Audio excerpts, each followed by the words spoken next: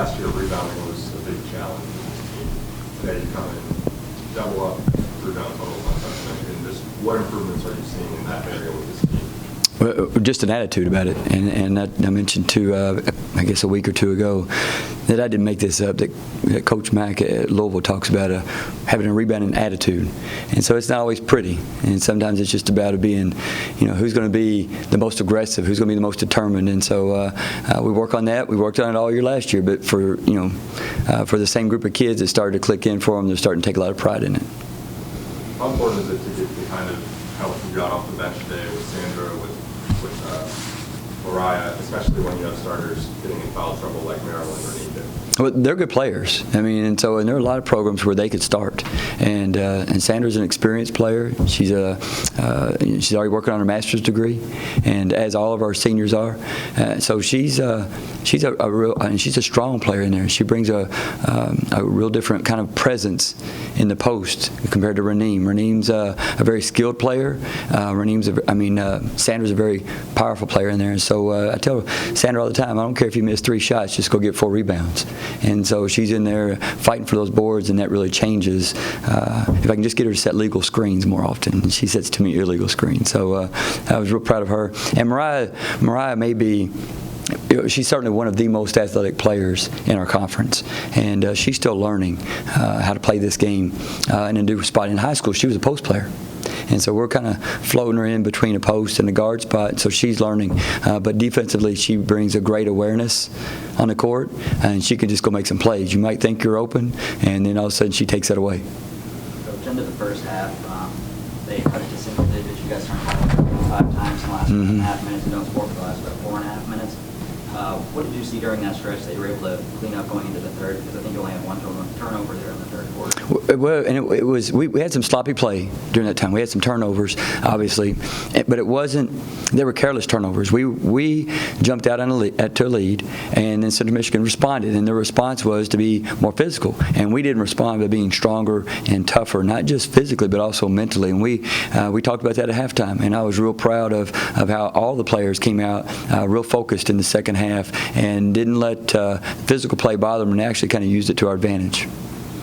Greg, it looks like this offense is really starting to click and get things figured out. What have you seen in practice that's kind of leading to that in these games? Whitney Creech and Sherry Porter shooting the ball. That's it. Like when they shoot, you've got a problem, because if those two are scoring, D. Givens can score, and Raneem can score around the basket. So if Whitney's finding some more 1,000 points or so, and if Sherry's going to score and hitting threes like she did today, then you've got some problems on the defensive end, because now we've got too many players on the floor that can make plays. Sherry, it seems like she's done most of her damage early in the games. Is there anything coming into these games that you see from her that kind of leads to that? Or confidence. I mean, she's worked. She's put the time in.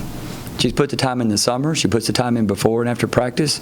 She puts the time in even on her off days. I mean, the kid's working hard, and so that gives you confidence. And so she comes into the game knowing that that she can play, and she adds something to our game because she's fast, and you got to stay in front of her. And then if you stay in front of her, then you got to decide: you're going to let her get to the rim, or you're going to come off of D. Givens. And that's not a good choice.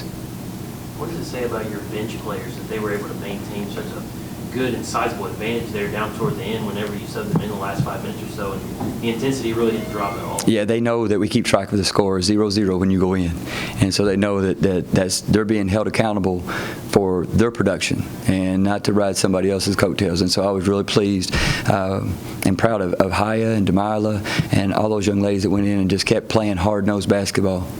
We talked about the three-point defense throughout the year. What did you think of it in the first half, where they went 5 of 8, compared to the second half when I think they just made 1? Well, we're just like Belmont, and even going back to Kentucky West, and even going back to the last season, we're going to play post players.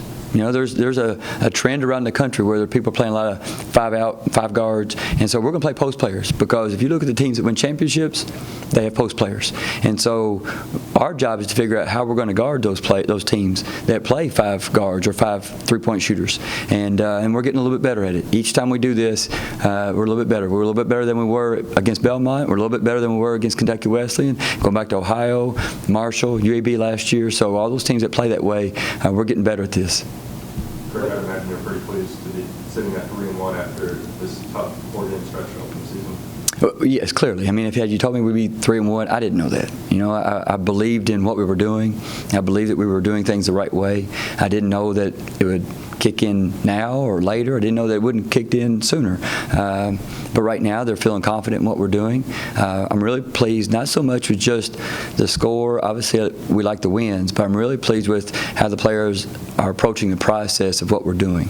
They're focused on their job, and whatever their job is, whether it's to box out or to pass or to set a screen or whatever their job is, they're doing their job to the best of their ability. And those things will take care of itself. The winning and the scoring will take care of itself if you do your job.